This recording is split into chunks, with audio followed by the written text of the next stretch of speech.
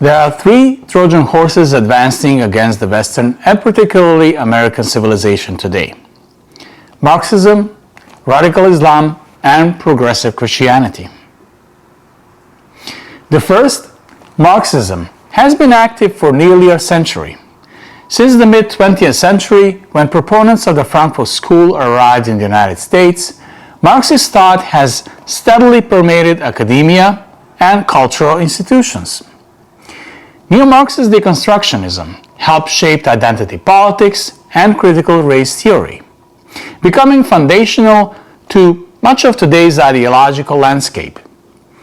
This influence has proven deeply detrimental, eroding the moral, cultural, and philosophical foundations of society, historically shaped by the Judeo-Christian values, particularly as it became the primary force shaping the minds of the future generations.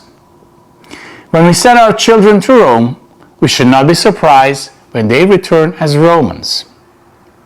Federal funds should therefore support alternative models of education, specifically an increased number of libertarian and conservative schools, grounded in traditional values.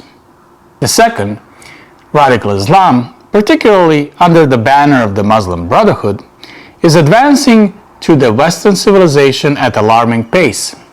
According to its own agenda, its influence expands through political and religious activism, the strategic use of grievances such as Islamophobia, the growing number of ideologically aligned Muslim candidates, securing public office, increased support surrounding the Palestinian question, and significant demographic momentum.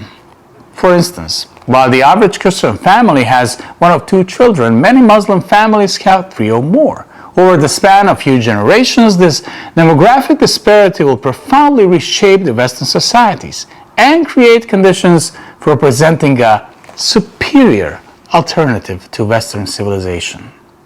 The third Trojan horse may surprise some of you, yet it's equally destructive: progressive Christianity.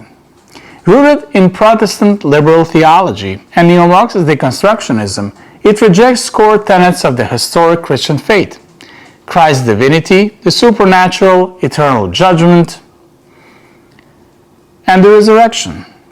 In place of these doctrines, it elevates the ideological grievances of identity politics.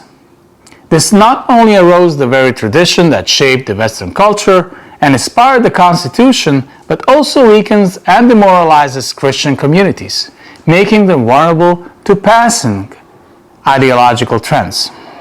Importantly, this critique does not apply to Catholicism or Eastern Orthodoxy, which are still preserving the original Christianity.